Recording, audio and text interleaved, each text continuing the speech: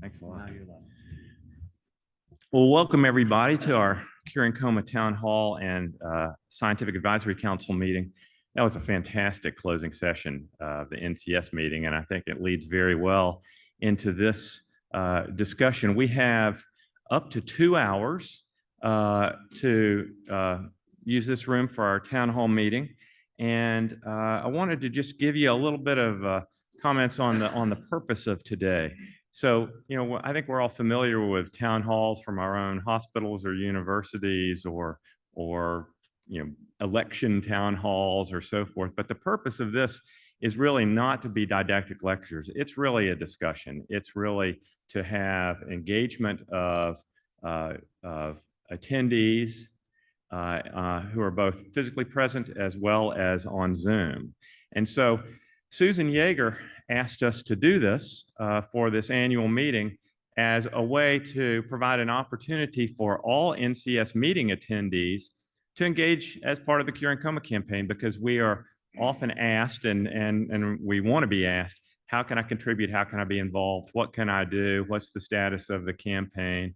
And so this is an opportunity to have that exchange, in addition to our Scientific Advisory Council group for the Curing Coma campaign.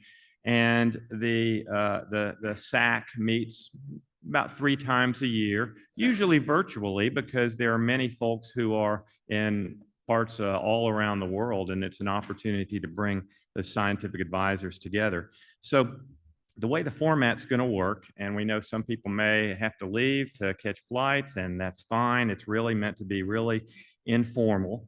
But it is also an opportunity to reflect a little bit on the Curing Coma campaign at 5 years, because our first meeting was in 2019 at the Vancouver NCS meeting. And so what we're going to do is we're going to have some micro presentations to kind of get us started in specific domains such as background, science, community, education, and funding.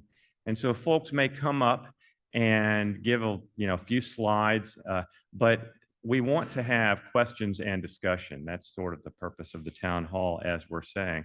So after these little micro presentations, there's going to be sort of an open time for discussion about that particular topic. If there are questions, you can put questions in the app if you want.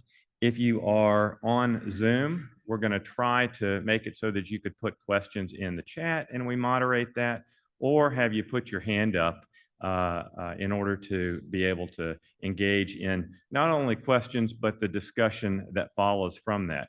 I will say that the folks that give these little micro presentations, they're not answering the questions. You are answering the questions. We're all answering the questions. They're just here to sort of help moderate. So let me go forward and maybe give us a little bit of background on the Curing Coma campaign. For most of you, or many of you, this may be history and you've heard this before, but hopefully there are folks here who are here because they're at the NCS meeting, and the Curing Coma campaign may be relatively new to you, or if you've heard about it, you aren't exactly sure what's been going on and how you can become involved. And this all evolved out of a strategic planning meeting that we had through NCS called the Blue Ocean meeting in 2018. Blue Ocean, as a reminder, is a business term for uncontested market space. And we said, in terms of the science of neurocritical care, what are the opportunities that are pervasive, that are important, that we could uniquely address, but that really aren't being tended to? And so that's where the idea of Curing Coma came up, because we know these are the questions that our families ask most in the ICU and matter the most, and it cuts across many or most of the diseases that we treat. So one of the things we have been careful of is in the naming of this, what do we mean by Curing Coma? We're calling it Promoting Recovery of Consciousness Through Early Intervention and Long-Term Support. And by coma, we recognize the importance of precise definitions, but we have to call it something. And so we're talking about, across the spectrum of consciousness and recovery. But the important thing here is we're focused on recovery and we're focused on developing interventions. So it's a platform to enable 2 interrelated goals: focus the science and form the community that's going to be able to bring together the science, but also implement things. And so that's why it's really important to think about who's in the Curing Coma campaign and how we organize it, because turns out to be kind of a big task. And as we said, it was an initial seed funding from the Neurocritical Care Society to get us going in 2019. And the board of directors allotted a strategic amount that's been helping us realize this vision progressively. This is an org chart. Org charts are boring. You don't need to memorize this. But the point is we have a bunch of modules and technical working groups. And you see there are things from common data elements to prospective studies to World Coma Day to pediatrics. And there are a number of different aspects that are taking on tasks and trying to figure out how to bring that in. And currently there's about 270 folks across various aspects of the Curing Coma campaign. Importantly, they're across the continuum of providers, and at least half of them are from outside the Neurocritical Care Society. So this is an opportunity for us to come together from various domains with this common goal. And Frank, there's more than 2,000 participants when we think about folks that have been at World Coma Day or NIH Symposia or Stories of Hope or the Foundation. So in 2019, we had an in-person meeting in Vancouver. In fact, in-person attendance was required because in 2019, we sort of figured in order to get any work done, you had to be in person in the same room. And the Scientific Advisory Council met. We did have a number of folks who submitted videos of their ideas, but then we really said, it's clear that there are going to be some fundamental aspects. So the 3 scientific pillars of endotyping, biomarkers, and proof of concept clinical trials were developed. We tagged onto this notion that we often use called a moonshot, because we recognize this as a grand challenge, but really emphasizing the continuum from acute care to recovery and the importance that even if we work in a particular domain, we need to actually all be considering ourselves part of the same team. And I have learned so much already and realized the deficiencies that I had in living solely in the neuro ICU. So when we talk about a moonshot, one thing we emphasize is, and realize is many people, maybe most people, know who the astronaut was, but the astronaut may have been the least important person. NASA estimates there are 400,000 people involved. And so across the whole spectrum, really, we're talking about the folks that are doing the work to bring all of this together. So that's why we actually emphasize that everybody has a place in the Curing Coma campaign. If you're a cognitive neuroscience doing brain-computer interface work, you have a place in the Curing Coma campaign. If you're a nurse in a low and middle income country who takes care of these patients and cares, you're in the Curing Coma campaign. And figuring out how to bring that community together is key. We naively set out a 10-year scientific roadmap because, and I say naive because we probably realize that 10 years is a short framework, but we had to start somewhere. But we didn't start off with a 2-year scientific roadmap. And this is sort of framed how we've tried to think about going about bringing together and working through the Curing Coma campaign to enable this grand challenge. And so we're all excited in 2019, and then remember COVID happened. And one of the things that happened to all of us is the change in workflow and the pivot to virtual work.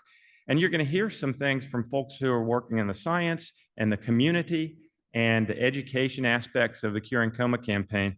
And ultimately, as we've seen in a lot of other contexts, this was a boon to collaboration. And the fact that I have, I think I meet with Raymond about every 2 weeks, and but he's in his ICU in Austria, and I'm in San Francisco, and many others on our various calls and so forth. And this has really enabled us to increase collaboration broadly and facilitate working groups for specific things like the common data elements and gap analysis manuscripts. So some work to date is, and there's too much to go over in detail, and that's not the point, just to frame it, going in the science and the community. But we've created the common data elements. We've got multiple scientific gap analyses published. Prospective studies have come together and compose as ongoing. Go to the Curing Coma website, because we've listed the 37 manuscripts in peer-reviewed journals that have been published through various aspects of the campaign. We've supported 9 funded grants and had 2 NIH symposia, created World Coma Day. Patient Family Council, this is an important question of, is that something we should take on? We've started that. and our education module in collaboration with the Neurocritical Care Foundation. So we actually had interest from the NIH early on to have a symposium. We haven't gotten the RFA yet, but we had the symposium, and then we actually had 2 symposia. They were virtual because we were living in the time of COVID, but these were really helpful in bringing the group together and putting out some scientific specifics of what needed to happen next. The common data elements, big deal, and Jan mentioned them earlier. There's been a rotating slide about them. And the goal here is, as we know with common data elements, is now that you're going to be going out and doing your studies that may involve patients with coma and disorders of consciousness in various diseases, use the common data elements. It's our common language for research in this, and they're freely available. You can just download the case report forms from Zenodo. Anybody can get it. It's free. We created World Coma Day. We originally thought World Coma Day was going to be a research day for a cross-sectional study, and then COVID happened, and it became more of an opportunity for interaction and collaboration and progressively bringing in potentially patients and families and collaborators across the globe. Here was an example of last year's World Coma Day where we had a group from the Asia Oceania chapter and were involved. I hope some of you went to this poster, because this was a poster that was presented at this meeting about the Nascent Patient Family Advisory Council, presented by a 17-year-old high school senior who came to the meeting. Her father, I believe it was her father, had an intracerebral hemorrhage, and they connected through, I believe, Chetan Rao in terms of engaging with the Curing Coma campaign. And I think we're concerned that we don't have enough stakeholder involvement, and so we had a whole bunch of milestones that were laid out in the initial proposal 5 years ago, and we've still got gaps in some of them. I think we've done some good stuff, but a prospective patient database or registry was something that was in the original proposal, and we're figuring out how that should be realized. Refining the role of Curing Coma campaign in research, understanding, and this would be hopefully an open topic for discussion among all of us. What's our role? Should the Curing Coma campaign be a group that executes independent research as an entity, and how can we do that? Or should we be a supporter, facilitator, consortium, or should we be both? And then this role in public outreach, and then long-term sustainable funding. So one of the things I mentioned, the database, one of the things that's being explored and discussed is something like a coma quality improvement program that might dovetail with other aspects of NCS quality. Now, I've been kind of getting into this. You guys ever seen these publication connectomes now? They're kind of cool, where you can look at people and how they've published. So this is the current publication connectome from the Curing Coma campaign and those 37 manuscripts.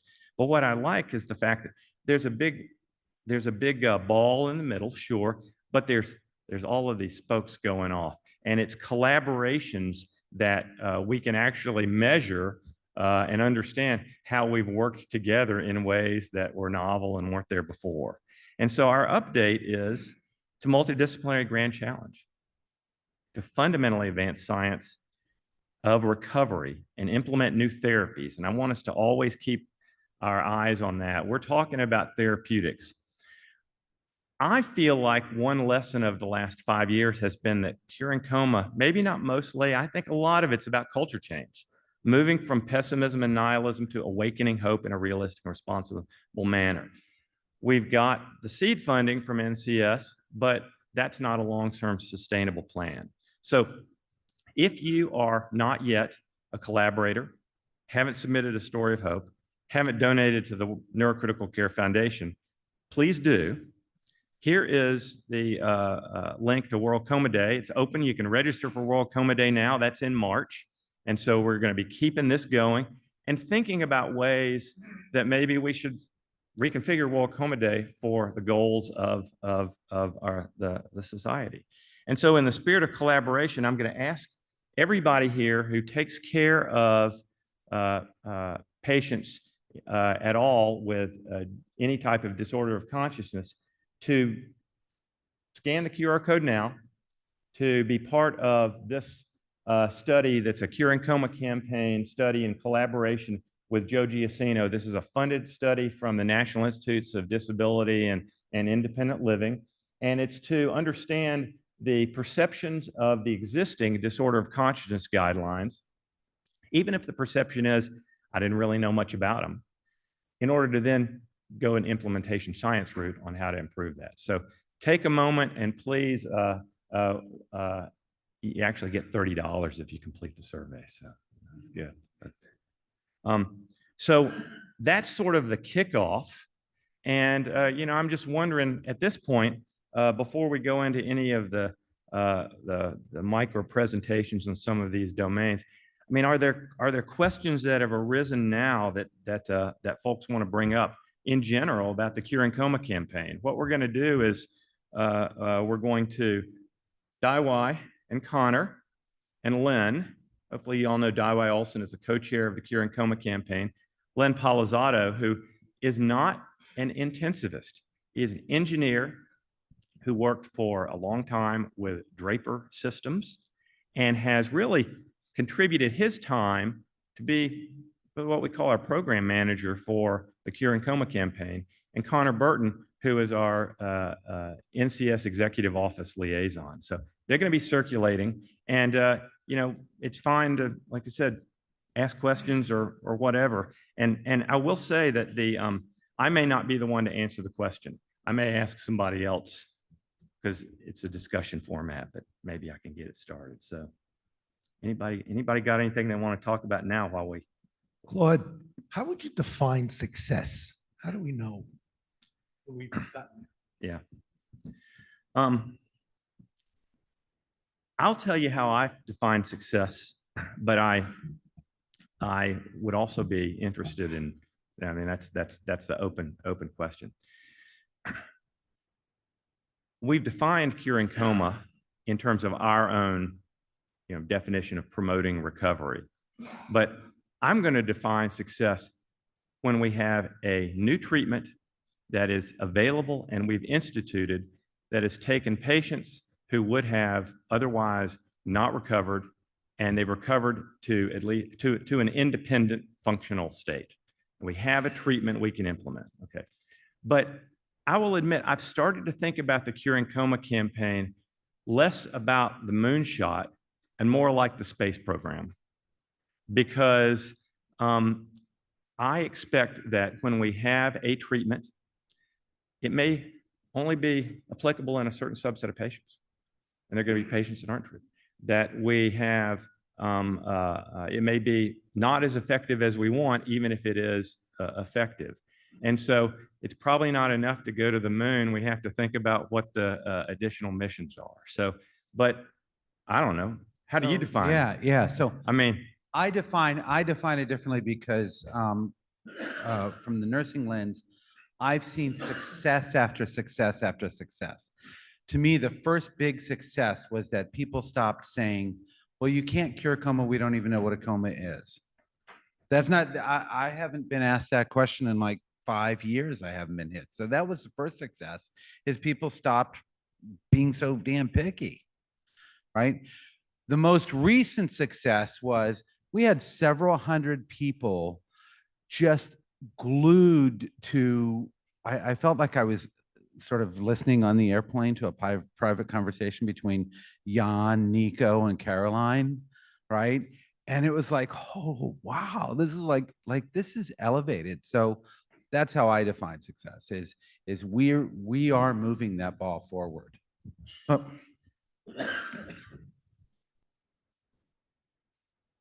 Thanks, Daiwai. So Claude, another, this is from a challenge we faced when we were started enrolling patients in the study, the COMPOSE study. When I went to the room to enroll the first patient and then told the family that their loved one is in a coma, they were shocked. So the fact that we are not using the word coma in the ICU has been a biggest barrier in perhaps educating patients and their family about coma and the disorders of consciousness. So perhaps one of the first things we should do in the society and as providers is to encourage the use of the word coma. So I want to hear thoughts and discussions going forward with this. Anybody got any opinions on that?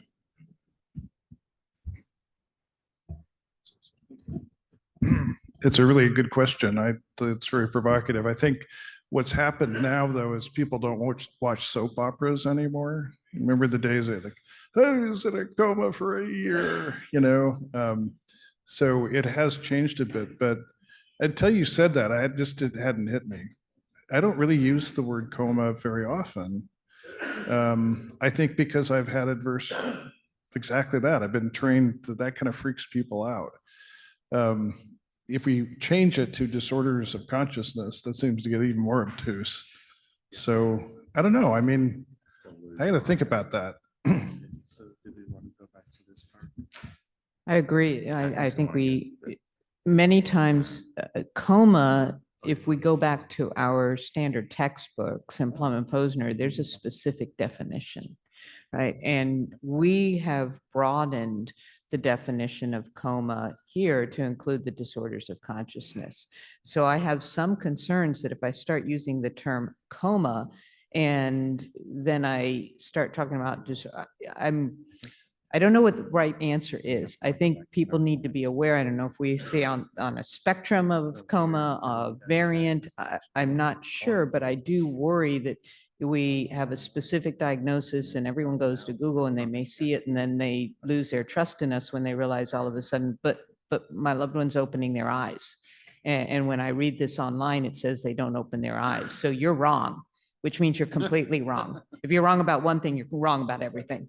So it's an interesting thought. And I think we have to maybe use a little more, a few more words to explain what the situation is.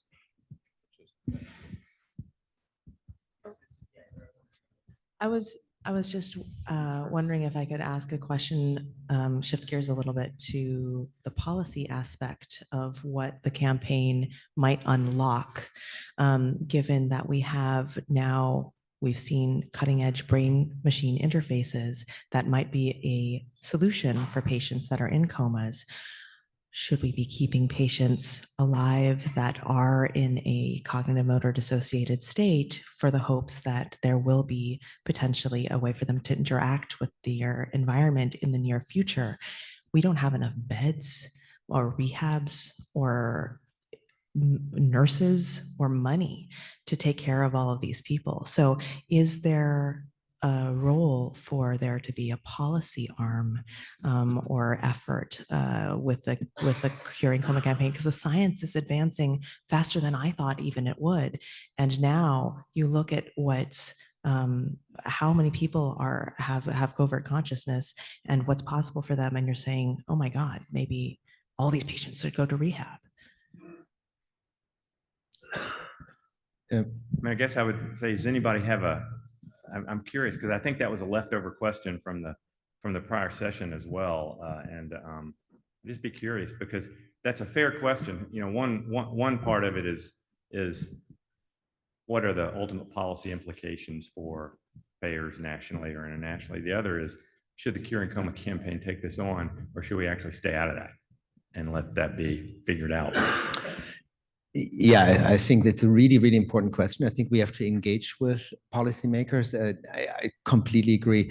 I was going to respond to the earlier question, it's a little detour. I think I'm a little bit with Lori there. I think I totally get what you're saying. In some ways, it's branding, right? You want to make sure that people know what you're talking about. But I personally have a big problem if we sort of simplify things that are complicated. And then I think we lose more trust, and I think there's too much. For me, it's sort of, I go into the conversation and I first of all listen. I ask, what do you think your loved one's state is in? And then start there and build on that. And then yes, this is something that often is described as coma, I think may come up, but I don't think it would be helpful for the discussion to just. No, Nico. So I really agree with Dr. Shutter. And I think the thing is that, I had to spend so many years working on the prognosis chapter of stupor and coma, and we revised it 3 times now.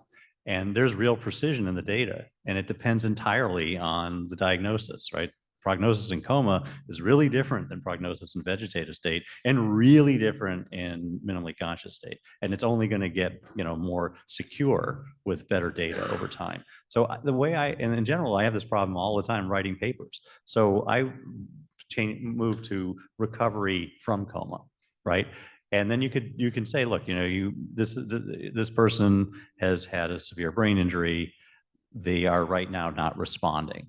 So, there are many disorders of consciousness, but technically they're in a coma right now because of this, that, and the other. And what that tells us, and I do this a lot when people call me and they want help with a case, and I get emailed all the time, and I say, okay, well, let's just try to figure out where they're at and what information applies to them. And then make it clear that, however, if they open their eyes, and it's in this window of time, the tabular statistics on coma recovery don't apply anymore. Now you got to go to the vegetative tables, and there we got a much wider window. And if you find that they're tracking, and the other problem is that I don't think that we have a uniformity of professionalism around this in the country, right? So if you have people who are tracking with MCS minus level behaviors, how many people in ICUs everywhere, not just this room, know that Joe Giacino and Kathy Kalmar found that 10% of those people had independent function at a year if it was traumatic brain injury. And, and they're also, their prognosis between etiologies was very different. So look, one of the things that's come to me over time, I've had a couple advocates for other diseases have a family member with a disorder of consciousness. One very prominent cancer advocate, her husband, and she came to me through high-level people and U.S. national academies.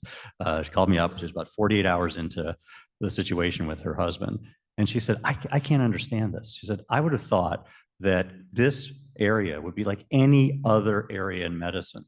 There would be experts at every top center," and she was in a top center, "and they would know everything and be up to date." But it's nothing like that at all. I've learned more in 2 days on the internet. And the people who are the quote thought leaders here are telling me things that are completely out of date. And what she did was she put together a national group of people, many of whom were in the Curing Coma Campaign, to get on a voice call and basically depose the people taking care of her husband. And we all said, sounds like this guy's going to do great. So when I sat down with her and her husband a year later at the Kavli Awards in New York and had a 2-hour conversation with him, I wasn't surprised, but I was really surprised about the variance and how the patients are being handled. So our job is partly to educate. So I think precision, diagnosis, making it clear, explaining it, giving people the data, make a website, put it up there, make it easy for them to find. I actually want to go online to one question in this domain from John White.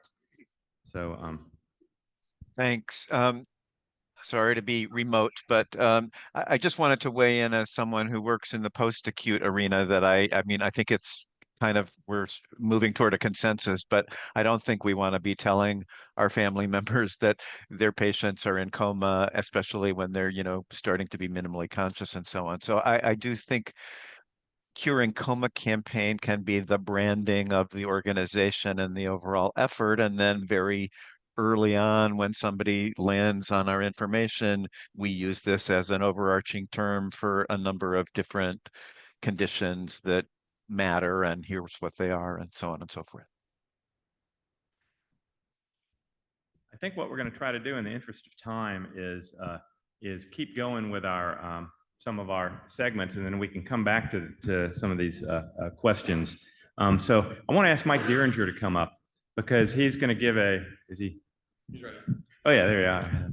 Come up to sort of give us a quick overview of the Coma Science Working Group. He and Robert Stevens, and I know Robert couldn't be here, have done an amazing job of our first pass through the science. And then we're going to ask Eric Rosenthal to come up and talk a little bit about some of the work he's doing through a chorus. And then we're going to take some questions that may be in the science, or maybe we go back to this. Thanks, Claude. I thought he cut that off because he saw me pacing and I just want to make clear that this is a joint effort between Robert and myself, and so I want to acknowledge his important role here. This was basically way back when, years ago, what we decided our mission was, and we wanted to understand the scientific priorities in this area and develop strategies to address those problems. So essentially what we did is we identified, and you'll see them on the next few slides, various focuses that relate to research on patients with disorders of consciousness. Convened really, I'm amazed at the high level of people who were able to engage in this, international experts in leading all these different working groups. So we convened a series of working groups to do a gap analysis. We wanted them to sort of talk about briefly where we are and what are the gaps and what do we need to do to move the field forward. Because to me, if you want to cure coma, you need to understand what's causing it and the mechanisms and the underlying pathophysiology in order to develop interventions. So these are just some of the examples of some of the different papers, white papers that have come out of these working groups. And they sort of run the whole gamut of different areas. This was our second phase. So we've gone in phases because we can only handle so many groups at once. But so we moved on to clinical trial design, BCI paper we heard about. Nico spent some time talking about in the last session. Cognitive motor dissociation, Jan did a really amazing job pulling that group together. Computational modeling, we're looking at can you use AI-based systems to model consciousness and look at it that way.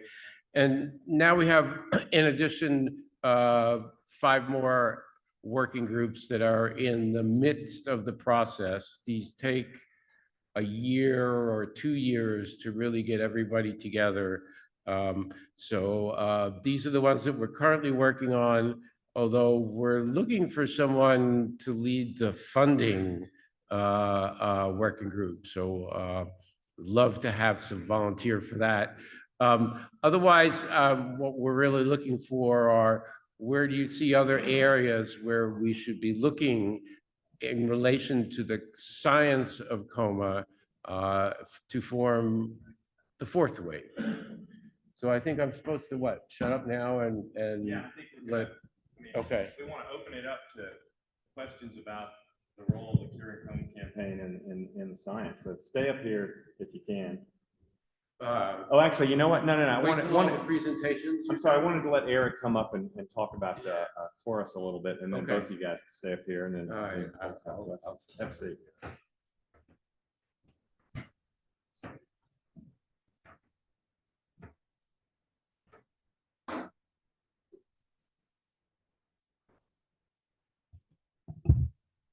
Yeah, thanks for the opportunity to talk about this project. And I think I wanted to frame this as an endeavor that is intended to be open source to the scientific community. So we're not talking about a specific platform, but tools that could be reused. And it's a project funded by NIH through the Bridge to Artificial Intelligence program. And our program is called the Bridge TI for Clinical Care. There's a goal that we have in mind, I think, inspired by a lot of the science we've seen in the last few days, which is that any model that any of us develop at our center may not necessarily work when we bring it to another setting. And that level of robustness requires us to do multi-center research. And so in addition to being multi-center, we recognize that the data we're interested to help patients really needs to be multimodal and high resolution. So in this project, our goal is to work with 14 centers, and at each center gather a certain set of data. You can see at the bottom: electronic health record, radiology, waveform data, social determinants of health, and practice pattern metadata. and bring it together in a common repository where there are tools that we can work together and perhaps interface with other groups, other platforms to help community science. I want to draw attention to how many neurocritical care scientists are involved in this project, and maybe that's a bias from the work that we all do and the relevance of it of collaboration. But I think you'll recognize a lot of the individuals here. I also want to draw attention to the gaping hole in the middle of the United States, where we have our own biases in terms of centers that are able and necessarily have the technology to participate in these studies, and maybe that's a gap that we would also want to talk about being able to all work together at the same common denominator.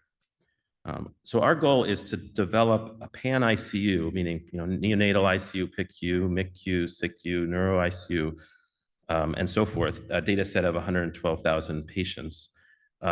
We are on our way. We have about 29,000 patients in our repository now, each patient with partial modalities that you see on the left. And some of the examples of where we have challenges and are sort of making breakthroughs are requiring us to work with other groups. I'll talk about one a little later called de-identification of images, burned in pixel level names that are imprinted in the pixels of imaging, makes it harder to centralize data. And our goal is not just to gather that data, but also to have a holdout set so that if we build algorithms, we can finally test them in an environment where it's independent and has to be robust enough to sort of pass the test without us seeing the answers and cheating.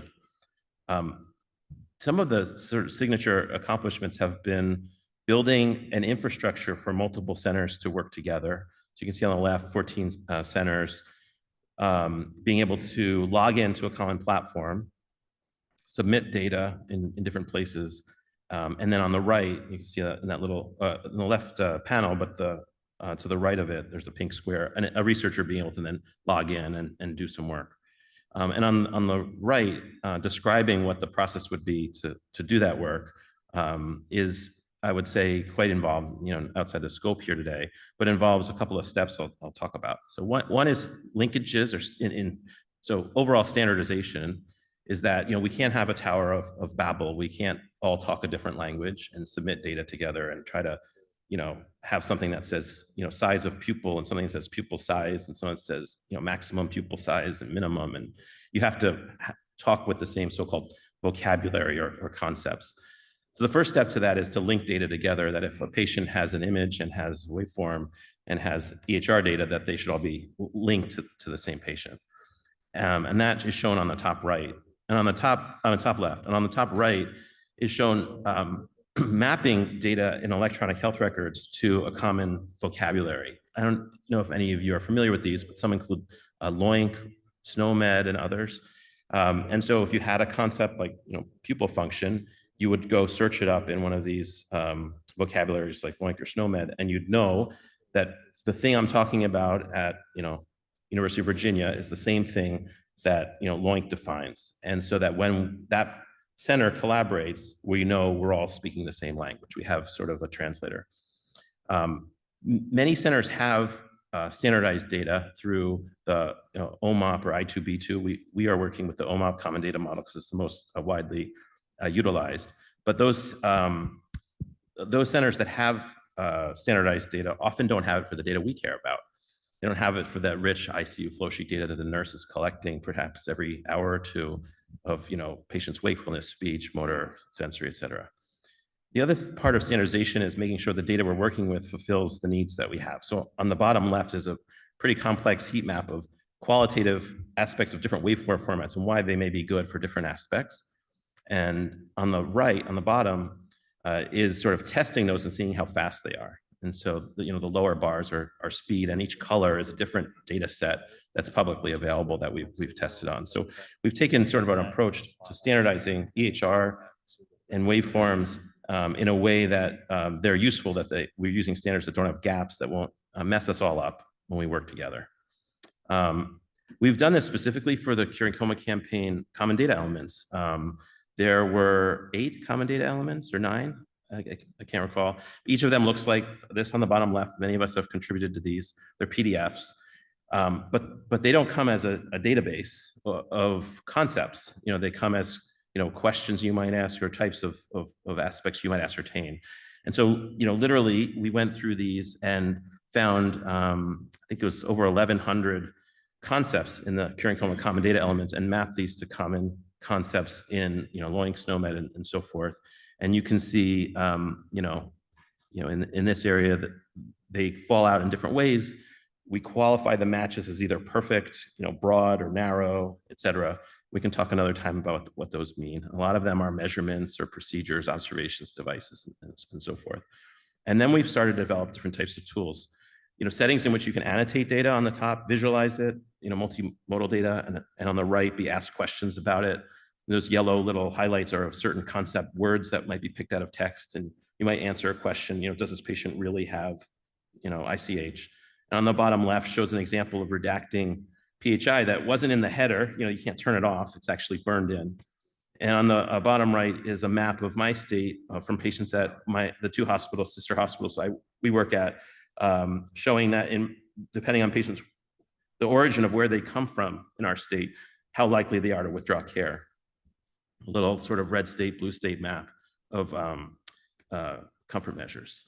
So that those geographic data can help you understand where your patients are coming from, literally and figuratively, but also aspects about their poverty level and so forth from public data sets. We publish all this code on open source GitHub. Our portal now has an opportunity to register. And on the right, we're announcing in the next 2 weeks an NIH-funded training program with a group called Aim Ahead, which runs training programs like this. Will be a year-long training program for 30 mentees. And so I would encourage you to screenshot the QR code and encourage people you think might benefit from training on this data set to take part. They'll have different didactic courses starting with coding in Python R, and it'll translate into working with our data. And I guess the opportunity for questions here is that thinking about a network like this, one opportunity is to use this type of data extraction to add to data that's hard won and collected with CRCs, clinical research coordinators.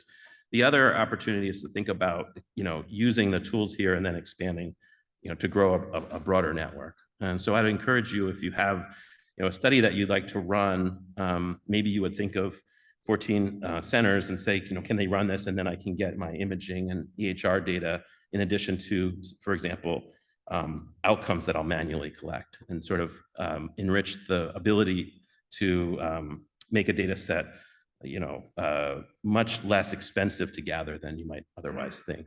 And then the opposite would be, these centers are very unique centers, and we need to think about democratizing the access to data science, not just in the US, but in other countries. So thanks for the opportunity to talk about it, and very interested to collaborate. Thank you. Thanks, Mike. So I think the segment here is designed to sort of stimulate discussion about, are we headed the right direction in the science as our first 5 years? Did we do anything worthwhile? What should be the direction? Because this is the Scientific Advisory Council. Anybody have any questions? Javier. So can I just make a comment quickly, Yeah. going back to Len's original question of what is success? Yeah.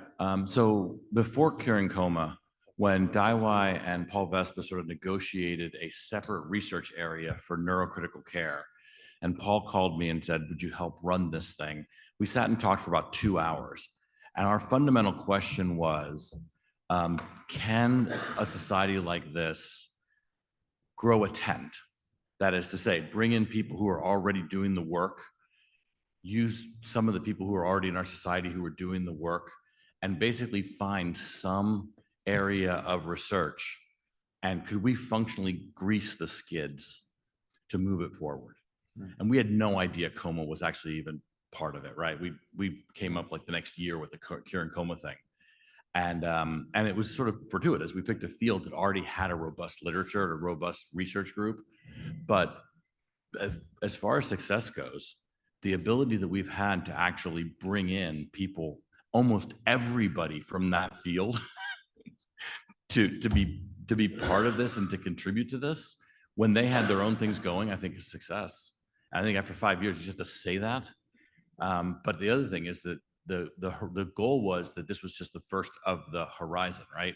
That once we proved we could do this, we can prove it again. So as far as success goes, Curing Coma is great and we should keep moving, but we got to start thinking about where this goes next.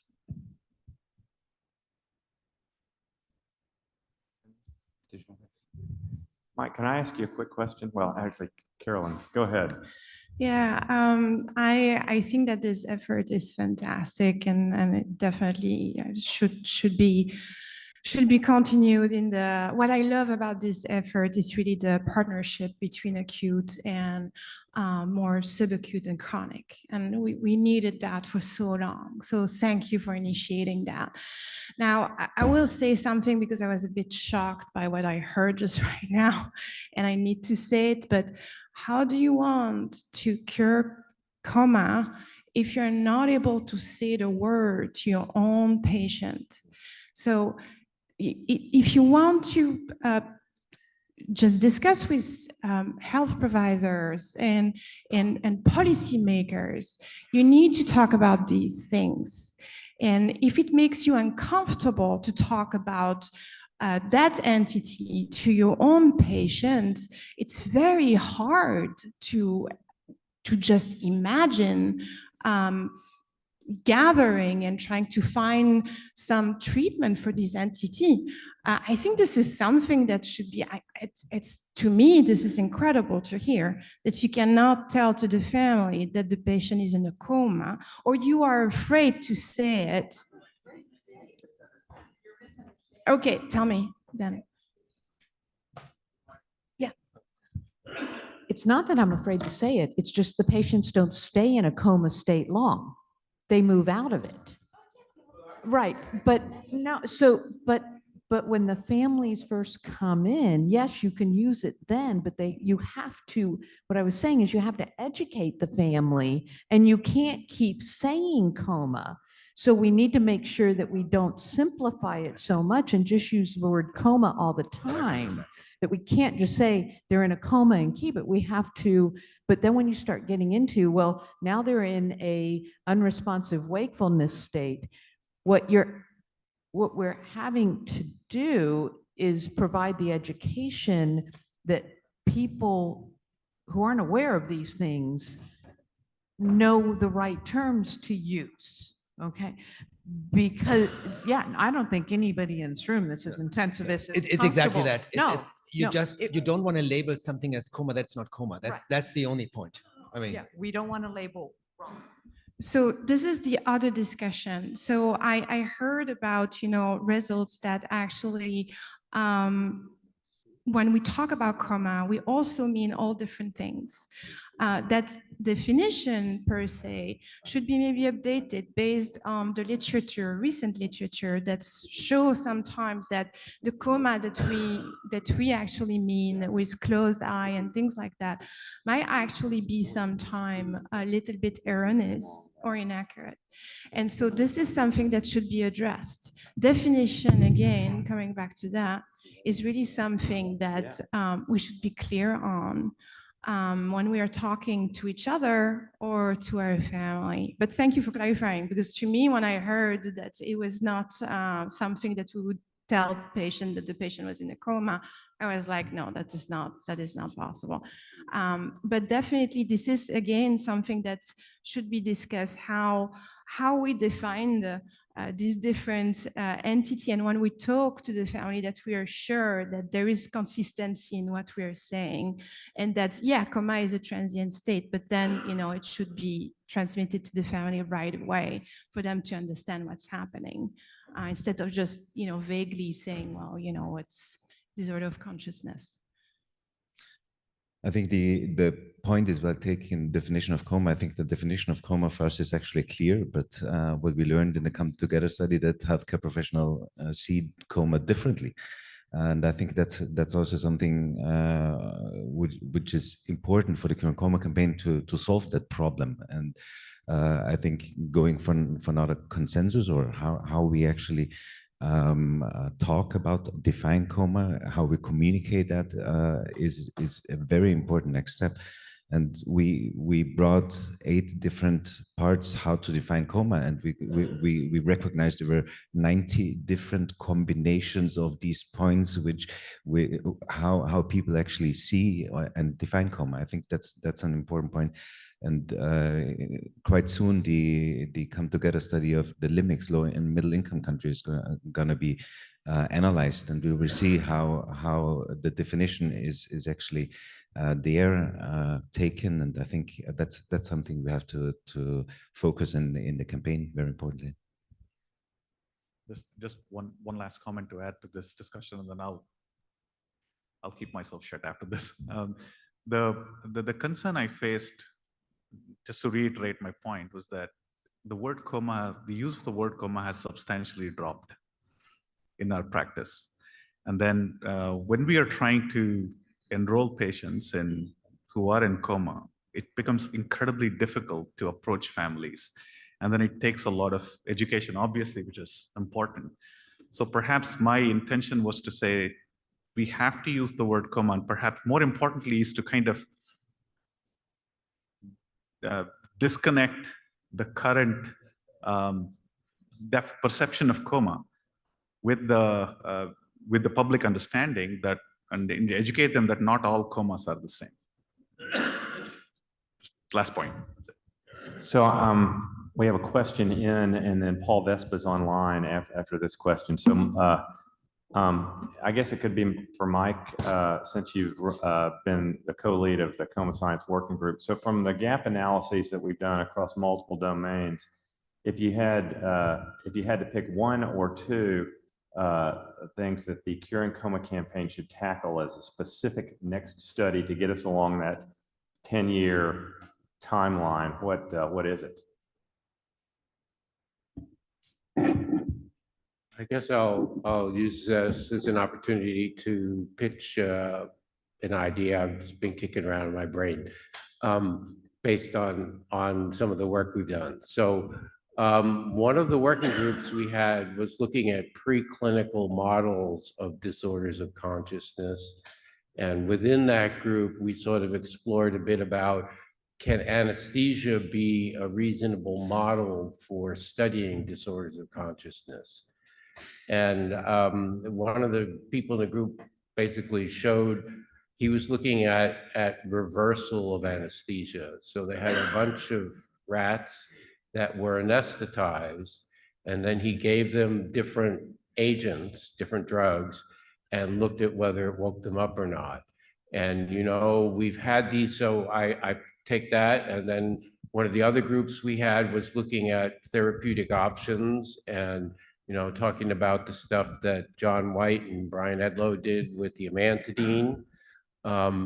So I put those two together, and in the rats, the thing that made the most impressive and dramatic reversal was amphetamine, which I think, so to me, we could redo the you know, amantadine and modafinil and all those are not very potent stimulants, whereas amphetamines are much more potent, and we have to get beyond the social stigma that they have. They have a bad reputation, you know, they cause addiction and all this stuff.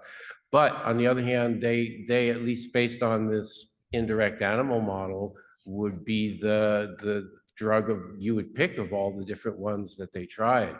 So to me, that's feasible. It's the drugs, you know, it's approved. It's not an experimental treatment, and it's the kind of intervention where you will see rather quickly whether it's doing something or not. So that's my thought. Just in the patients we've seen, Sahar and Stimpack, Brian Edlow's study, who've gotten pretty high doses of Ritalin. Some of them have just woke, their eyes go bright open, head off the bed, and they are like ready to wake up and meet the day. And it's quite impressive. I think one question, even in an animal model, if it's possible, is waking someone up.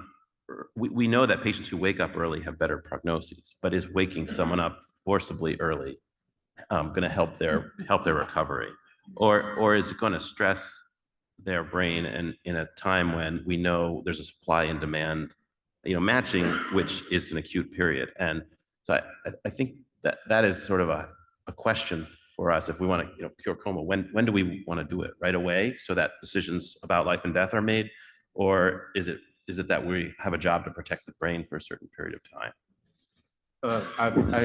I share your concern about using it very early on. Personally, it seems to me that it would not be a great idea to forcefully wake up the brain when it's in the recovery phase.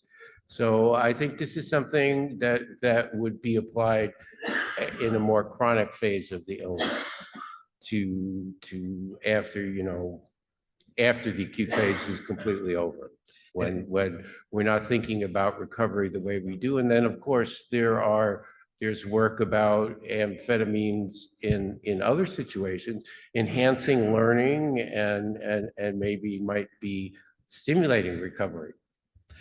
And there's some data right from, I don't know whether Joe is online, but John White can probably speak to that, because when they took the amantadine away, right, in the washout period, then those two curves merged again, right? So there is some data, but that's obviously in the subacute phase, right? So was it helpful, harmful? We don't know, but you could, for a time, push them up to a different trajectory. That's basically, I think, how I interpreted that data. I think John may have a comment because he put in the chat that he did a pilot study of amphetamine with patients with severe TBI, increased eye opening, but didn't find a signal.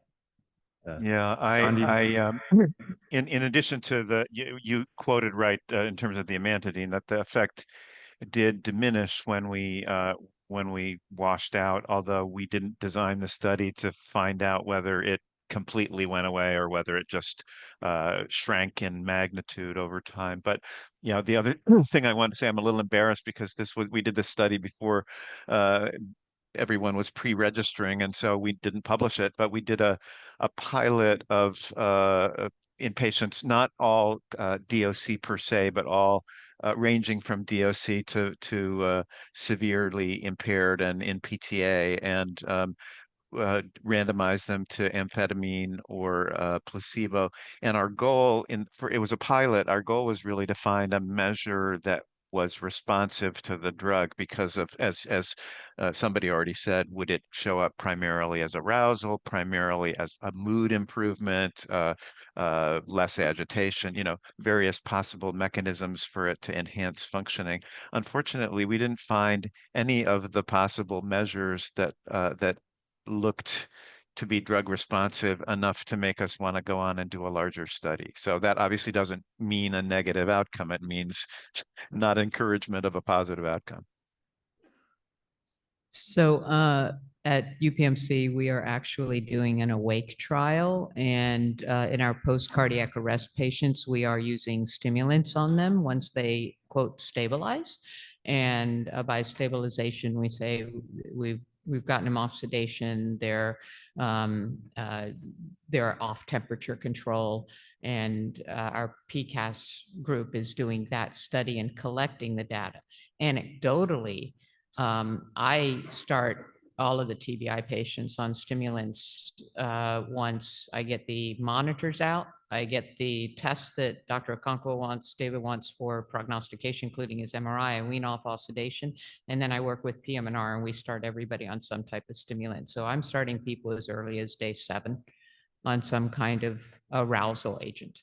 I probably need to collect the data and report it. Paul Vespa's had his hand up online very patiently for a while. Paul, go ahead. Do you have a question? Yeah, Claude, can you hear me? Yeah, pretty well. Okay, great. So I had a a comment about the coma discussion. I think that we need to use the word coma. And oftentimes, and the reason is that families don't really understand what's going on oftentimes. Is it that the patient is sedated, they're sleeping? Is it a sign of an injury? It's the start of the conversation. It's not the end of the conversation. And I think if they're in coma and they're also being sedated, it's fair to say, it's probably a combination of two things, et cetera. Oftentimes we'll use therapeutic drug-induced coma as a concept, and families will often understand that. They will say, "Oh, okay, is it the therapeutic coma that you're doing?" We're not, the condition is not ischemic stroke in the awake state, ICH, the awake state, mild TBI, etc. It is coma. It is a disorders of consciousness. I can appreciate in the chronic state, subacute state, that we don't want to use that term because we want to be more precise for all the reasons that have been brought forth. But I think in those first few days, where we're trying to convey the severity of injury and the intention of our treatments and the intention of what we're doing, we should use the term. And if it's drug induced, that's fine. If it's deep sedation, that we should say that. If it's coma because of an injury of some type, we should be clear about that. I think and we should deal with patients and families when they are concerned about that, and that's the start of the discussion. So that's just what I want to say, and I agree with what Caroline brought up, and it's something very specific, and we know there are patients with other neurologic injuries who are not in coma, and that's a completely different kind of conversation. Thanks, Paul. So part of my role as moderator is to make sure we highlight other aspects of the Curing Coma campaign, and community is one of them. And so I wanted to ask Stefan Mayer, who's one of our co-leads with the engagement module, to come on up and tell us a little bit about what's going on. And I think it opens the question of what is the role, value, need for broader provider and public engagement. Thanks a lot, everyone. Thanks, Claude, Daiwai, and everyone. Okay, so first thing I want to say is that I'm going to give you a brief update on what we've been up to and what we're planning for the upcoming year. And I want to give full credit to Sarah Stern-Neeser, who is sorry she can't be here. She's working today, but she's been a fantastic partner in joining me as the co-lead, I guess, of the engagement module. And this is the plan that we've been cooking up. So for the upcoming year, we had discussions about engagement and what is engagement, and what do we really want to do? What do we want to focus on? What's worth doing? And when we even started with engagement, we identified three populations: caregivers, providers, general public, and organizations and institutions. And understanding that you can't, just bite everything off at once. What we want to focus on now is something that, frankly, we've struggled with a bit, which is increasing our engagement with the general public. For example, World Coma Day is great, it's fantastic, but most people involved are actually healthcare providers or scientists. So we want to try to focus on the general public. And we're thinking, well, sure, we could have a commercial that says like coma's bad or coma's treatable or something, but we thought that's not specific enough. We actually want to be helpful to people, and we kind of realized that one of the biggest problems that survivors of coma confront are the gaps when you're making transitions of care, and people just get kicked out of hospitals and kicked out of rehabs, and they're lost. And they need resources. So to engage with the public, we want to be useful. And we want to say, we want to provide you with educational materials and resources that can be helpful to you. And the basic idea is to try to reach out to people through social media and to really beef up what we've got on the Curing Coma website, which is now still quite focused on science, and that's fantastic. But we want to broaden the scope of what we're able to offer. And in doing this, we want to leverage existing relationships that all of us as intensivists have with people that we've treated. We figure to reach the public, we can start with that. Most of us have remained in touch with patients that we became attached to. We've got those relationships, and we want to basically leverage that. I'll explain what we're thinking quite specifically. The other gap that we identified, and I think it was brought up very eloquently by the whole discussion of, the lady whose husband's been in a coma for 48 hours, you're getting all this different stuff that is, and some of it's really outdated, for instance, right? And so we figured we want to engage with medical intensivists, medical doctors, non-NCS people, even neurologists, frankly, that, do some consulting in the hospital, and provide them with educational resources as well. So to try to get everyone up to speed, coma is a subset of the broader category of disorders of consciousness. And just kind of walk people through that, because we all see people, interestingly, it's easy for us, but people struggle with that. There are MDs that confuse brain death and coma, really. And we want to, doing that, we want to continue to work on building relationships between the Curing Coma campaign and various critical care organizations and societies and other organizations that are focused on advocacy and recovery for people with brain injury. So our main strategy is because silos are, they exist. And there are lots of modules in the Curing Coma campaign. We want to start to build bridges and work together in a more cohesive way to amplify existing efforts that are already happening and get them sort of in sync and in line. And so the 4 groups, as you can see, one is the Curing Coma engagement module. And there is so much good stuff happening already in this direction, that we figured our role for engagement is actually really to sort of connect and bridge and bring things together. And I'll explain that in a little more detail. We want to work with the education module, obviously, because they're already in the process of putting together a lot of great educational material. And how do we get that out there? Right, so this is our plan. We want to work with a community of collaborators, Artie and Neha, because they're also doing great work as well, particularly with this patient family council, which is now just newly being formed, but we have ideas about how we can use that to inform our efforts in terms of public outreach. And we want to work with the Neurocritical Care Society Marketing and Communication Committee. I don't know if anybody in that committee is here in this room, but they're actually amazing. They are so organized. It's really great. And they pump out, and again, like, the Twitter Journal Club or X Journal Club, it's us talking to us, right? But they're really good, and they've got those resources. So we're like, well, why would we in engagement want to reduplicate that effort? Let's work together. So we're proposing that actually we start, maybe not forever, but we want to start with a monthly call with representatives or the leadership of all 4 of these entities to sort of work on this plan that I'm going to show you. So specifically, again, about the education module, they're putting together a lot of material, and we want to cull that stuff that's directed and useful that we already have for professionals, right? And we want to use that material, and we, in engagement, are going to put together social media ready teasers.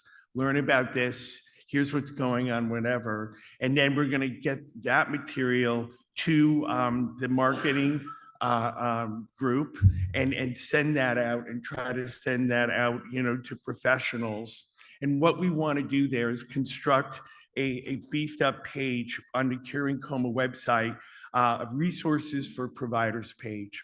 And we want to get that good material on that page. And we want to work with communications to get the news out there that you can come here.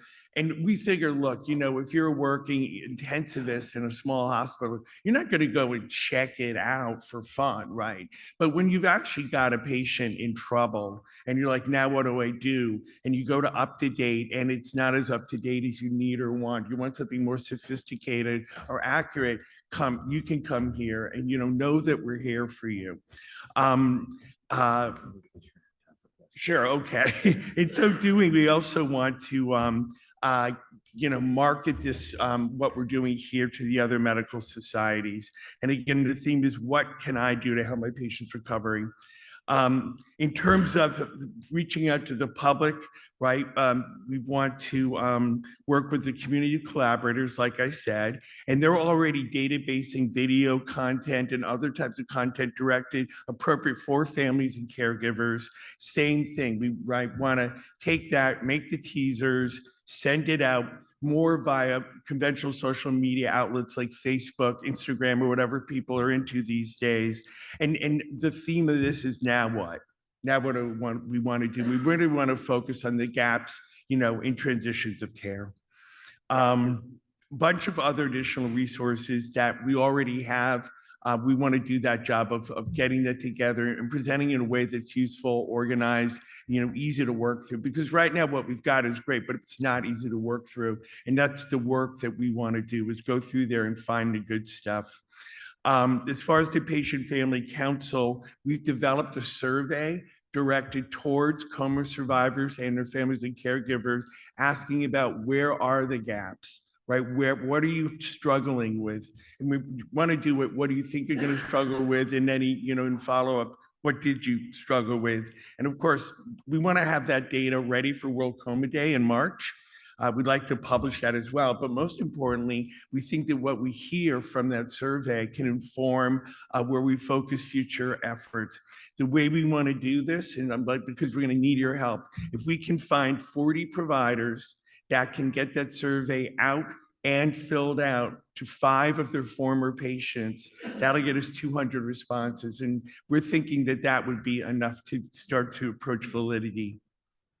And in order to do this, though, we need more members, and Claude and Daiwei are aware of this. Our membership has kind of dwindled over time, and I take responsibility for that to some extent, but we need to reboot. So not only if any of you guys are interested in getting people to work on this project, but anybody you work with that wants to be more involved and you think would be appropriate and interested in working on this project and joining the engagement module, we're sending out a survey to 225 NCS members that have already expressed some sort of interest in getting involved in Curing Coma in some way. We want to say, well, here's one way you can go. But if you want to join the module, you have to actually join one of these 6 task groups listed up here, right? That are basically all the various steps in going through material, creating, being a liaison with medical societies, working with the marketing committee, et cetera, and creating a content map for all this great content we've already got. And this is our basic timeline as well. I think it's ambitious, but, we'd like to be able to, put together the resource pages by middle of next year, the amplified, beefed up, provider and patient family resource pages on the website, and then launch a social media campaign shortly thereafter in late summer of 25. So, yeah. Can you stay up here? Yeah, sure. Yeah. I want to let Sahar come on up from the education module, because these really dovetail very well. I realize they're different missions and part of it, but it'd be interesting to hear that. And then I want to open it up for questions really about community and our role in the public and education versus focusing singularly on the science. Is it just Oh, there it is. Okay. Thank you. Thanks for having me here. And I'll be quick since you've covered a lot of the education. And Shraddha, who cannot be here, she has also had to get back to service. And I have been working with our whole team, and we'll share the rest of the team on the education module. So the objective of this module is really to create and disseminate educational content for coma and disorders of consciousness, and just our debate on how to describe coma to our patients, even amongst all the leading experts in this room, makes me, think about what is happening in various resource settings and lower resource settings, and how we're disseminating or talking to our patients and disseminating education. So the target of this module is we're aiming at improving our content and making it available for the team across the care continuum, acutely as well as long term, and then also for patients, families, and caregivers. Our goal is to focus on content that pertain to diagnosis, treatment, description of coma, prognostication, future research opportunities, and then patient and family resources as well. And we're doing this sort of in a tiered approach. So the first thing that we've done with our entire team is gone through all the existing educational content that is available on the various different NCS platforms, on the Curing Coma platform on YouTube, thanks to Connor and all his support in doing that. And so our team has been going through all the content to review it, identify gaps, what is missing, for us to help create additional content. And then also, not only are we identifying gaps in what already exists, but the hope is to get feedback from you here, as well as the society and the campaign at large, as well as through your outreach activities from non-NCS providers and patients and caregivers on what sort of content would be helpful and how to disseminate it. And the first step was we actually, during the World Coma Day, we did a quick poll during our education module session in trying to understand first, who are our participants, and then what would be the priorities that they think we should be focusing on, and what forms of dissemination would be most helpful. And we, as you can see, we had a combination of primarily healthcare providers or those that are in the healthcare field. We had some caregiver providers that were available, and we had sort of a primarily North American representation, but we did have some a global representation as well. And just some of the key highlights were, we looked into preferred duration of learning, and the majority response was a one-time session. Preferred educational formats for healthcare professionals were recorded webinars and online courses. And for family and caregivers, it was webinars, but also social media is a key platform where they look to for educational content. And then, priorities on what we should be focusing on if we are developing new content. Mental health was one. Definition of coma came up there again. So I think this goes with the debate and discussion we've been having here. Prognosis, therapeutic interventions. There was a lot of discussion around use of stimulants, when to use stimulants, and that seems to be a gap that we've identified even in the existing resources. So Laurie, it would be great to hear more about your experience so we can create content around that. Long-term outcomes, evaluation, diagnosis, and management. These were all free text responses.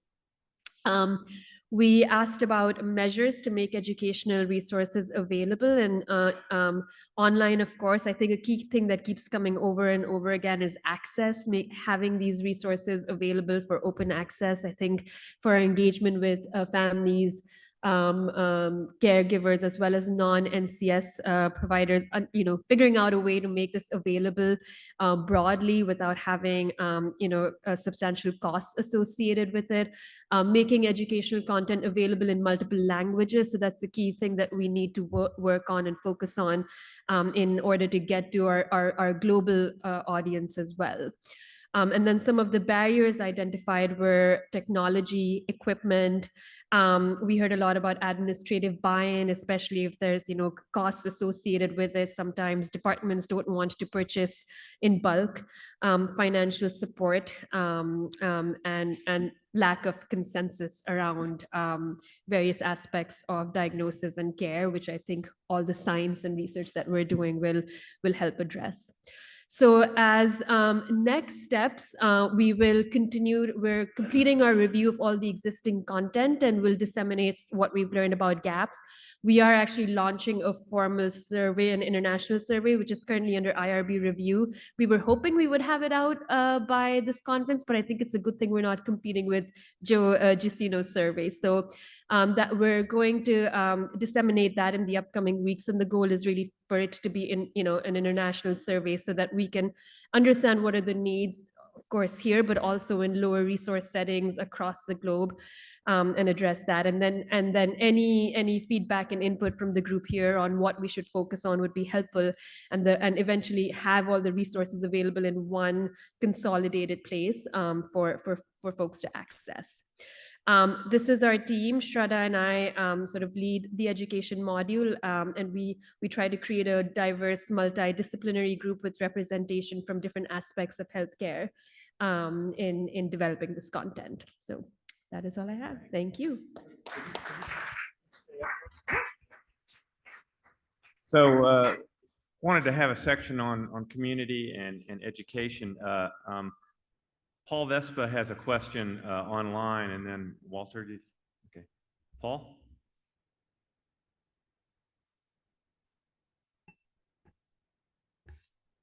Paul, are you still on? Is that a hand up? All right, let's go to Walter, and then Joe Giacino has a question online. Yeah, go ahead, Walter. Congratulations for the engagement model and the educational model. So, Steve, I have a question for you. Are you thinking that in the second stage can include the international? I'm talking about international, for example, Latin America, we have two languages, Portuguese and Spanish, and there is a lot of people across the different chapters, we can at least translate, because probably some part will work in US, but it's not the same in our country. So Jorge and I and other people, we work with the composite study, and we help with the translation. No, it seems something technical or simple, but sometimes it's not in this way. I'll respond first, and then Sahar. Yeah, we were thinking of going international from the get-go and having that kind of perspective, and I think that would start with that survey, because the particular gaps that families and patients confront, in one continent could be very different than another. I think that's, we recognize though that, it's a big ask, right? And you kind of got to start somewhere. So I think we want to try and do that, but I don't think that we're going to, ace that one from the start. But we have to just get started somewhere and do our best, not only in terms of understanding what the needs are in various types of high resource, low resource. I mean, absolutely, all of that, different languages. But that has to ultimately be our goal. We have to work towards that, to the point of even, providing the resources that we partner with and put together and providing in different languages. I mean, ultimately, I think that should be the goal. I think it's a question about whether you actually want to have someone from each global regional chapter on your engagement, and go to the chairs of the regional chapters and ask them to assign someone or get someone, or yeah. So did you? Yeah, no, I mean, agree. And one thing I didn't think, our survey is in English, but maybe we should also work on looking into translating that. So we can, it would be helpful to connect on that. Yeah. Yeah. Yeah. Yeah. Great.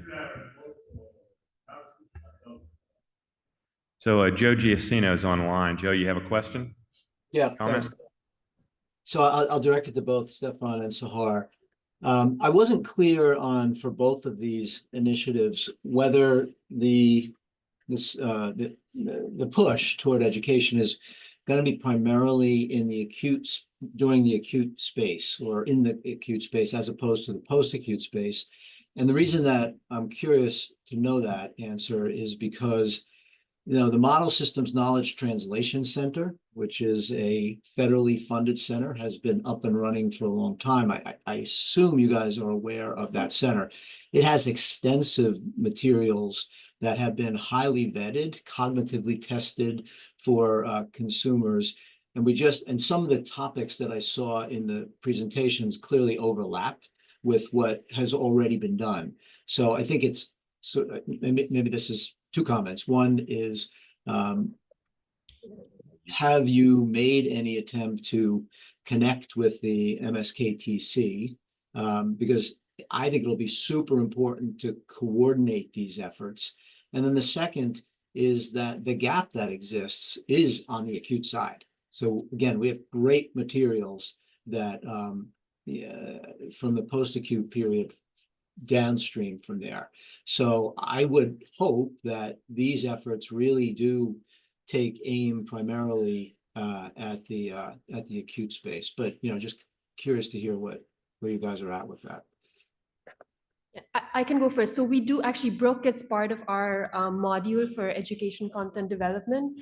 And so we have been looking at that content as well. And so I said NCS platforms, but we're looking at NCS as well as external other platforms. We do not want to reduplicate anything that already exists, and then look at ways to point towards the appropriate resources.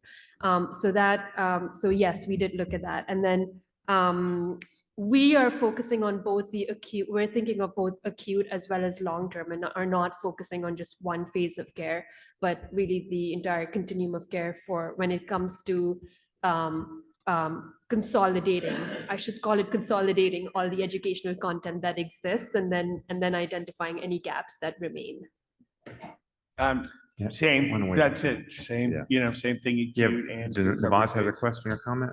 I just had a quick comment. We were talking about the acute space educational needs, and I just wanted to agree that there is a lack of education in that space. And if we had, just like stroke has a plethora of videos that we show our patients to educate them about their stroke, it would be fantastic if we could have an NCS vetted version of that for coma. I don't know, that would be hard because it's very heterogeneous, but it's a worthwhile endeavor. Do we want to formally acknowledge that it's 2:00? I know we had promised. One other question's come in, and then we should go to our funding, because we have until 2:30 if we need it. We have till 2:30, but I know there's people that have Lots of flights questions, and it's yeah. 2:00. So you talked about engaging the public, but how do you get the public interested in this when it's like so scary and people don't want to talk about sad stuff? I mean, is that and maybe not just you guys, but I mean, Nico's over there nodding, so I'm wondering if this has come up before. And it's really interesting in some of the New York Times articles that have come out about some of these recent stuff. And you see what people put in the comments. Of course, that's a selected group, but it kind of feels like half of them are like, this is amazing, this brings us forward, and half of them are like, you know, very, very negative. And I'm just wondering, how do we do that in a way that doesn't scare people away? Well, I think or does that matter? I just want to start, I want to hear what everyone has to say, but my working assumption, tell me if I'm right or wrong, is that the only people in the general public that are going to care about coma are people that love someone who's in a coma or is recovering from a coma or recovering from a coma themselves, honestly. I don't think the rest of the people would really care. It's never going to happen to them, right? They're not going to die.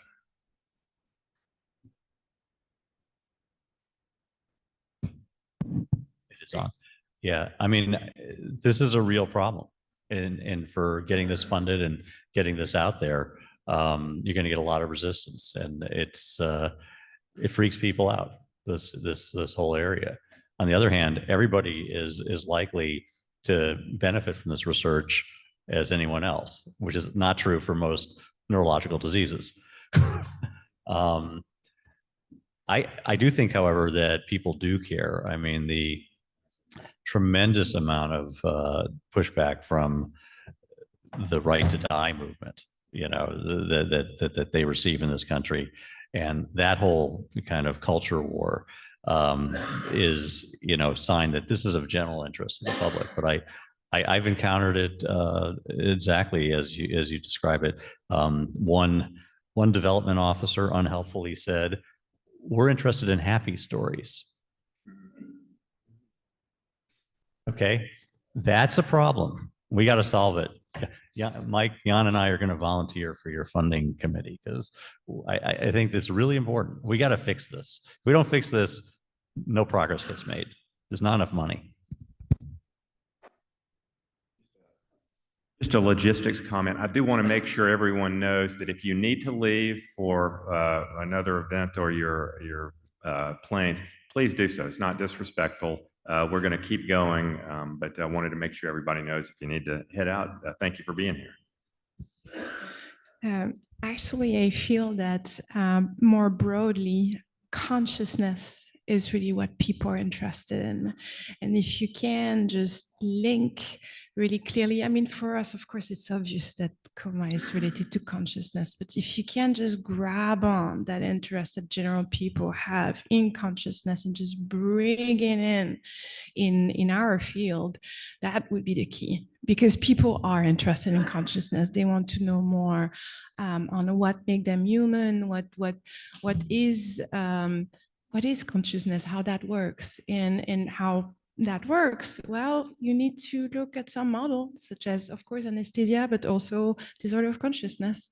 And so that's a way, maybe, but that's true that there is so much negative perception that should be changed about just that word. Just not that scary, but yeah.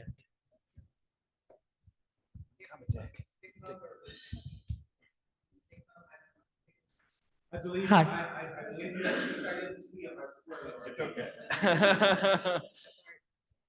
Hi. So first of all, I want to say that I am the general public. I am attending this conference as a invitation from Walter and his teammates.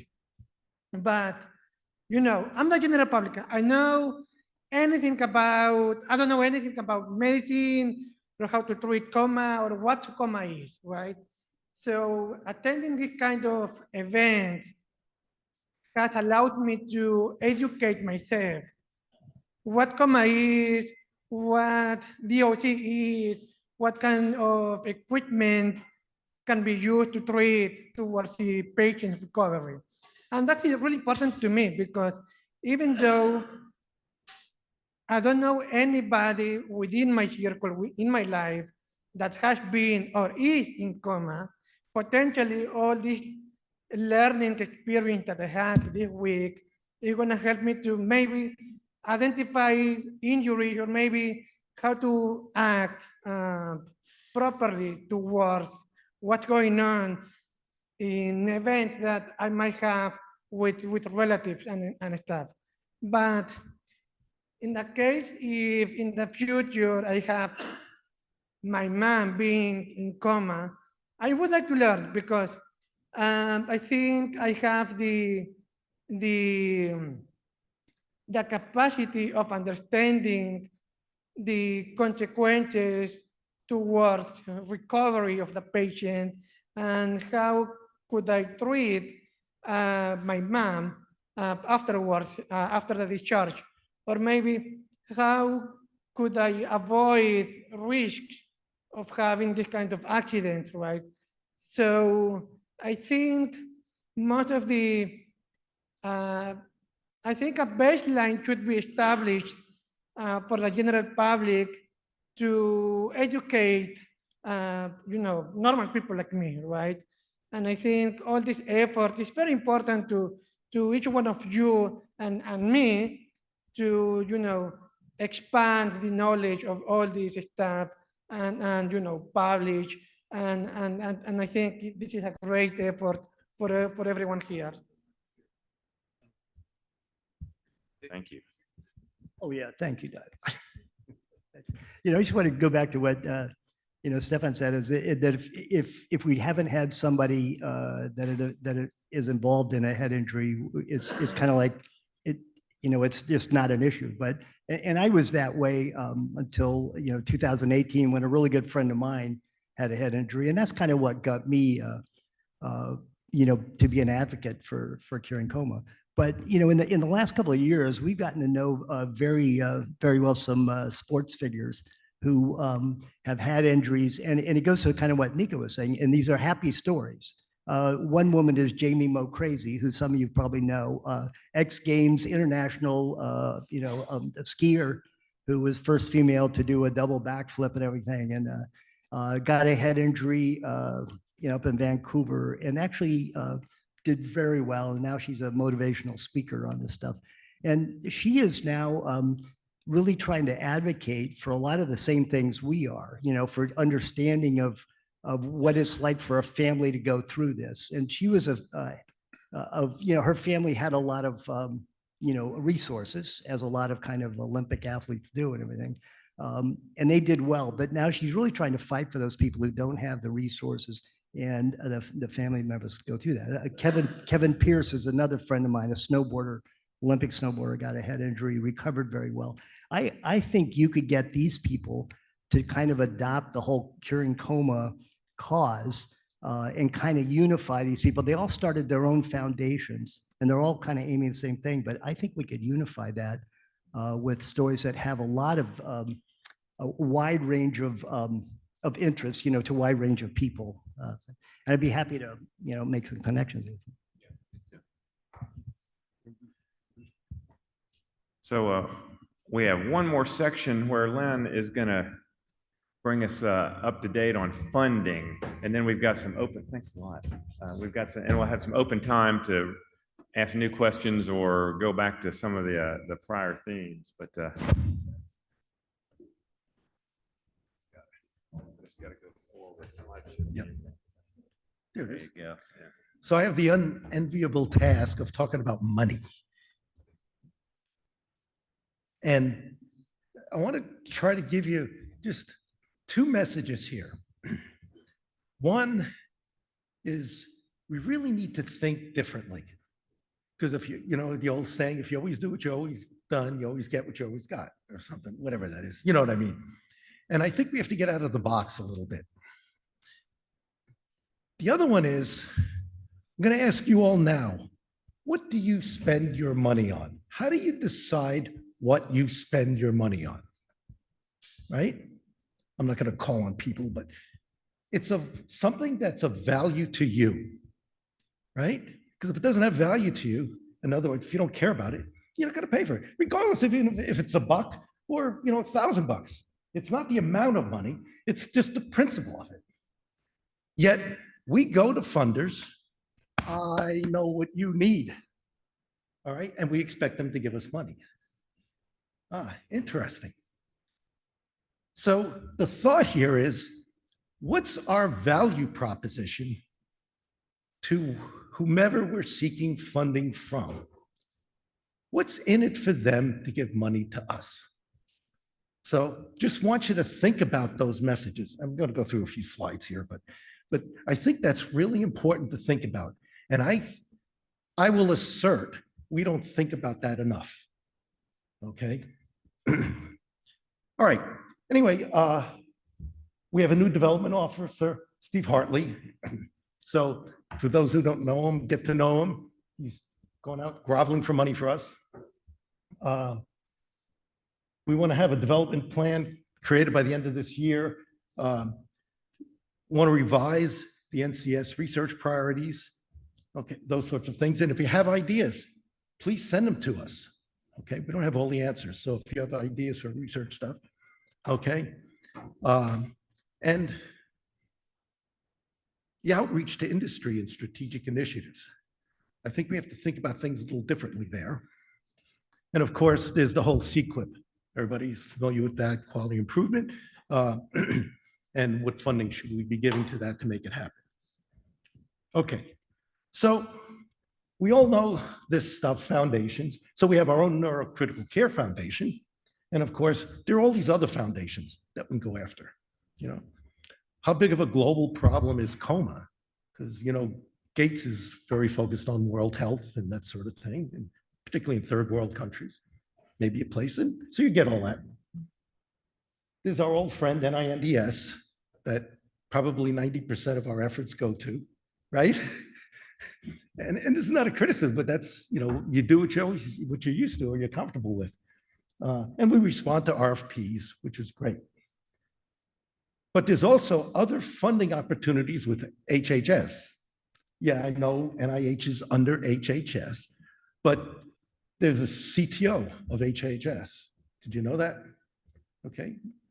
I was good friends with the one under President Obama. Okay. And they do research and they fund research. Aha. Okay. It's not the size of the budget of the NIH, but they have shekels that we could go after. Okay. Of course, there's HSARPA. You know, every organization has an ARPA. You know, how do you do something that's hard? Okay. And then even Medicare.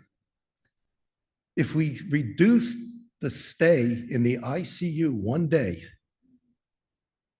of, you know, patients, and it's mostly folks in a coma, we would save Medicare $25 billion.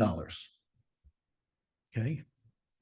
That's big bucks. Why aren't we getting their attention? Okay. We need to advocate a little bit more. There's the DoD, of course, DARPA, Army, Navy, they all have needs. Troops have injuries, sad, but they do, okay? And then there's the corporate stuff. Consortiums. You put together a number of companies, they all put in some dough, and then we do research that they all can share. Okay, so it's non-proprietary stuff. So they can still get a tax write-off, yet we get funded to do what we want, but they all get knowledge of what goes on. So it increases their knowledge, we get money, they get a tax write-off. Do we do that? Anybody do that? Why not? It's a great model. It really works. It takes effort, okay? It's a little different than what we're used to, okay? Did that at WPI with mixed signal design, right? That's analog and digital signals. And you get a bunch of different companies who are interested in that, and they all put in 50K. You get 10 companies, that starts becoming real money, okay? And it doesn't break their bank. They're getting some IP, and we can do the research, okay?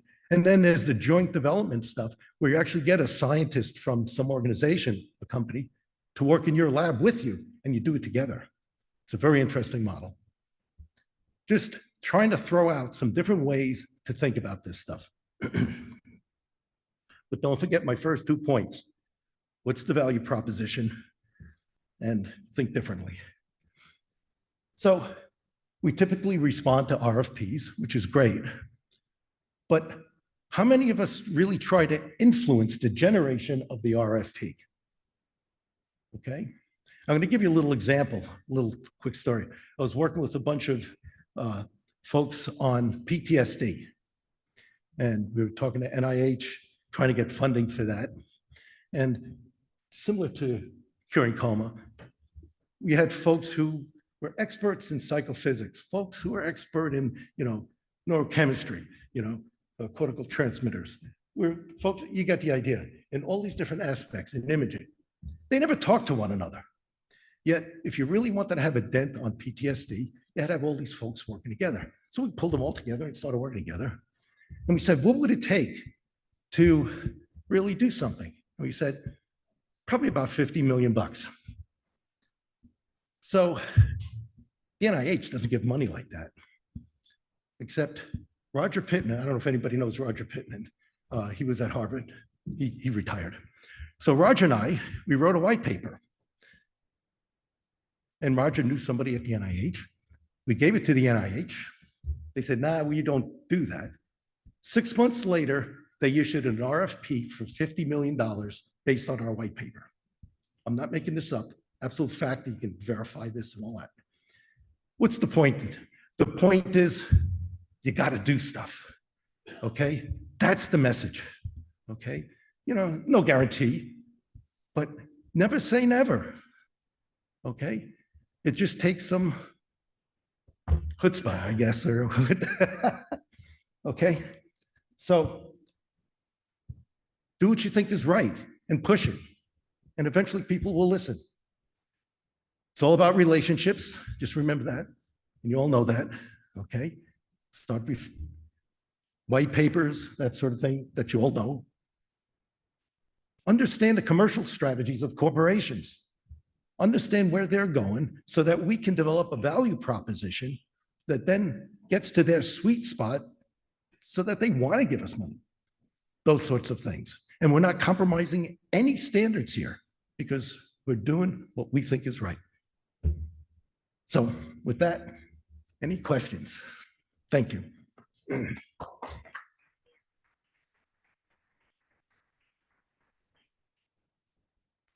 We've got about 10 minutes left. I think the questions about funding, but really about anything that we've gone over today or any additional questions. While we're thinking about that, I do want to mention this virtual summit that the Spalding TBI Model Systems is going to be doing. I know Joe Giacino is on the Zoom call in November, and it's basically the 3-hour rule came up earlier, and Carolyn was discussing that. And this, although not, I don't believe it's exclusively focused on this. Although Joe, you can clarify. It's that is definitely a part of the concern and advocacy for that. I don't know, Joe. Do you want to make any quick comments on this? Yeah, I'll just say very briefly. Some of you may be aware that about 12% of people who sustain moderate to severe TBI, traumatic brain injury, in the United States get into inpatient rehabilitation. That's it. 12% are the numbers. And a major driver behind that problem is CMS's so-called 3-hour rule. The 3-hour rule says, in order to be authorized for inpatient rehabilitation, patient has to be able to actively, keyword, actively participate in 3 hours a day of rehabilitative interventions, typically defined as PTOT and speech. Of course, the problem with that for our population is that's not possible. It's biologically impossible. So this summit is to draw attention to that. This is aimed at policymakers. We have Don Berwick, the former head of CMS, is opening this summit. Don Berwick is also the person who chaired the National Academy of Medicine, Science, Engineering, and Medicine's TBI Roadmap report, which is now driving the changes to how we provide care in the United States for TBI generally, because HHS is mandated to take actions on all of NASM's recommendations in that report. So we actually fall under one of those recommendations. This effort does. So sign up. This is the QR code that you can take a picture of. It's free. But what will happen is we'll start with a summary of the state of the science for these audiences that will be unfamiliar with that, again, including people at the federal agencies. We're going to have people with lived experience talk about how this has impacted them. And then we're going to talk about the 3-hour rule and the negative impact that it's had and its implications going forward. And then, Claude, if you could advance the slides, I think, to the last one. You know what? I didn't put all your slides on No there. problem. Okay, no problem. Yep. 2 weeks later, on December 4th, there will be a virtual workshop that's run by Levitt Partners. They are a healthcare policy consulting firm. Mike Levitt, former head of HHS, former governor of Utah, runs Levitt Partners. NASM connected us with Levitt. Levitt will take this the next step. So this workshop will drill down on the issues around the 3-hour rule. And what they will attempt to do is build a coalition that will write new proposed policy language that will be presented to CMS to revisit the language that is there now that impedes access to care for people with severe injury. So the bottom line is people with the most severe injuries have the least likelihood of getting services after they leave the acute care setting. So be a voice, come to this summit, and then the follow-up meeting as well, which you'll hear about at the end of this summit. Thanks, Claude, for the opportunity. Absolutely. Thanks, Joe. So we've got time for a couple of questions, and then we're going to wrap up. I've got a quick funding question. Is coma cuts across so many different diseases, and that's one of the reasons why we took it on as a grand challenge. But is it too heterogeneous for a value proposition for commercial companies? Because one company wants to sell its reversal agent for hemorrhagic stroke, and the other wants to sell seizure detection equipment, and the other one wants to lower blood pressure so our strokes don't worsen. And so it all relates to it, but it's not within the lane of their view of value propositions. I'm just curious if anybody has an opinion. Maybe Nico, what do you think? Yeah. I think it really is the case that, at least when you're talking about industry, those mechanisms are very well worn. In other words, it's maybe Alzheimer's, coma, whatever, but they want to know, is it therapeutic, is it diagnostic, and what path are you going down? And it's very mature. And I think it's going to be hard for something that isn't targeted as, product development to get any industry money at all. That said, if there is something that you guys can start supporting at an early stage of pilot work, and then create seed grants for startups and, a path to something like that, there's tons of money. So I think it should be thought about, but it's almost a completely different exercise. Yeah, I agree. Obviously, companies are product oriented. Okay. So you start out by helping them get their product out, you establish that relationship, and then you seed new ideas on where they could go. I mean, it's not a short-term thing, but I think short-term you can get some funding. Again, yeah, we're working for them for their product, but then eventually I think that leads to basic research that they'll fund. It's hard. I mean,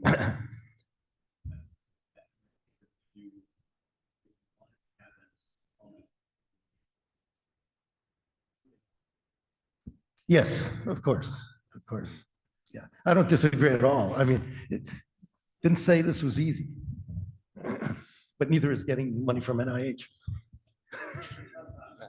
Anybody here have any other questions about anything we've talked about they want to bring up? Anything unsaid? I mean, this is a town hall and it's an advisory council meeting, and so I want to make sure that all voices are heard.